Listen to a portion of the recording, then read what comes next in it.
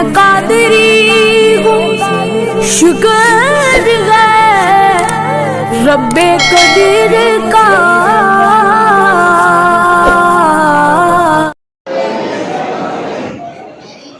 الحمدللہ الذی کفا وسلام علی عبادہ الذین اصطفی، اما بعد فاعوذ باللہ من الشیطان الرجیم، بسم اللہ الرحمن الرحیم۔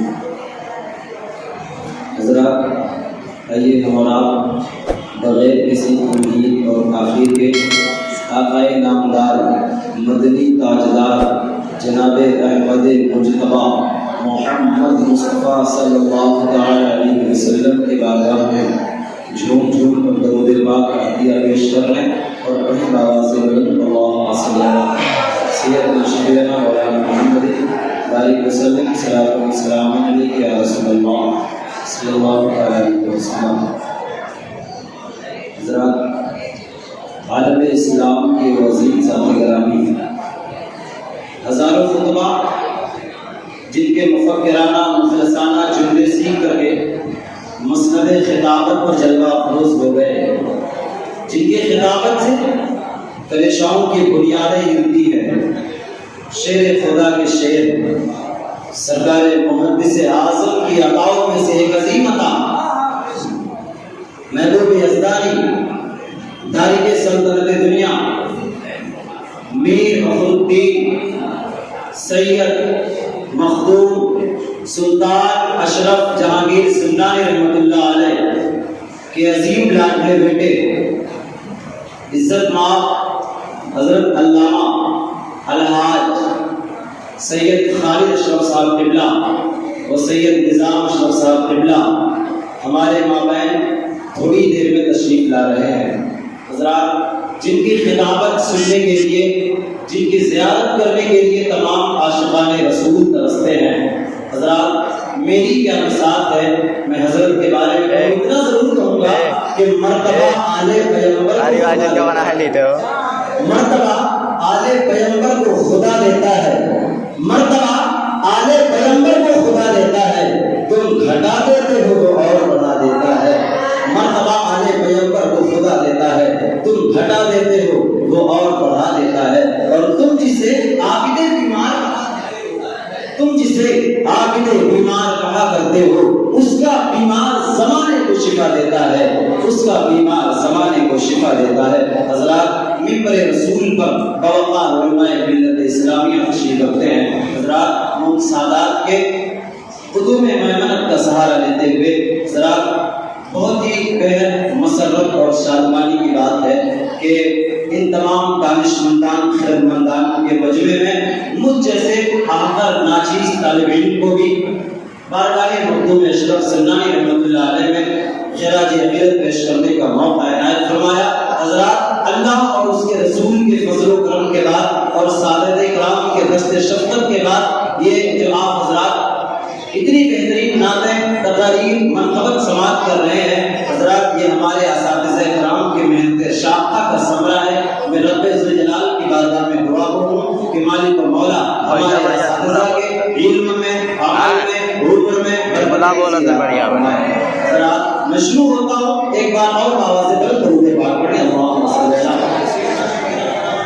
علی وسلم، صلاۃ و سلام علیک یا رسول اللہ صلی اللہ علیہ وسلم۔ حضرات، آپ نے سنا ہے سمنان کے بہت بڑے بادشاہ جن کا نام حضرت ابراہیم نور بخشی رحمۃ اللہ علیہ، آپ کتنے بڑے بادشاہ ہیں کہ آپ کا نام سب سے پہلے ابراہیم تھا، اس کے بعد جب آپ بادشاہ بنے آپ کا نام سلطان ابراہیم محمود ہے۔ اتنے بڑے بادشاہ ہیں، لیکن کیا وجہ ہے؟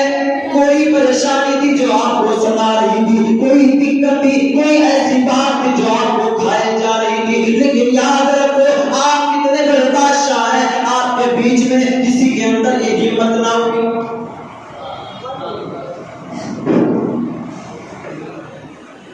کسی کے اندر ہمت نہیں ہے کہ آپ سے پوچھ لیں بادشاہ سلامت آپ کی پریشانی کی وجہ کیا ہے۔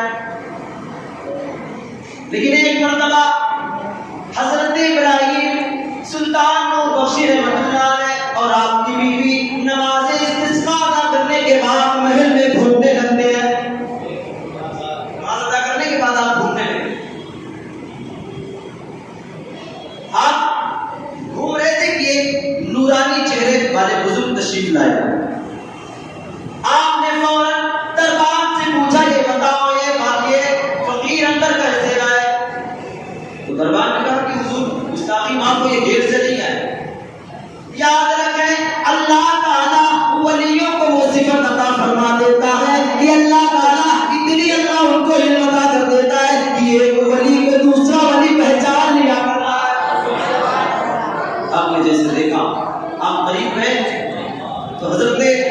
سے جو آئے تھے نا وہ حضرت ابراہیم مقصوبی رحمۃ اللہ علیہ تھے. آپ قریب گئے تو آپ نے کہا اے سلطان، اللہ تبارک و تعالیٰ نے آپ کو اتنی دولت سے نوازا ہے، اللہ نے آپ کو عزت عطا فرمائی ہے، لیکن آپ غمگین کیوں رہتے ہیں، پریشان کیوں رہتے ہیں؟ کسی کے اندر ہمت نہیں تھی کہ آپ سے پوچھ لے، لیکن جب آپ ابراہیم مقصوبی رحمۃ اللہ علیہ آئے تو آپ نے پوچھا اے بادشاہ آپ کے پریشان ہونے کی وجہ کیا ہے؟ آپ سمجھتے ہیں کہ حضور اللہ تبارک و تعالیٰ نے مجھے ساری دولت سے نوازا ہے، لیکن اگر ہم کو اللہ تعالیٰ ایک بیٹا عطا کر دے تو ہماری زندگی کی معراج ہو جائے گی.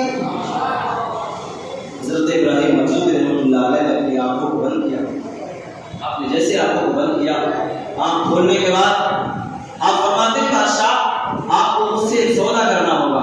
سوال پیدا ہوتا ہے کہ جو اللہ کے ولی ہوتے ہیں وہ آنکھوں کو بند کیوں کرتے ہیں؟ اس کا جواب دے دیں. اللہ کے جو ولی ہوتے ہیں وہ اپنی آنکھوں کو اس لیے بند کرتے ہیں کہ الٹی کی چال چلتے ہیں دیوانے گانے آنکھوں کو بند کرتے ہیں دیدار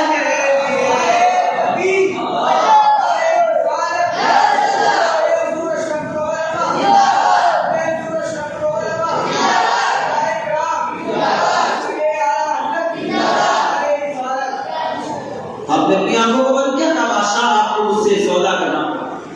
ایک کام کریں، آپ 100 اشرفی مجھے دے دیں اور 1 اشرف مجھ سے لے لیں. بادشاہ نے کہا کہ آپ نے فوراً دے دیا.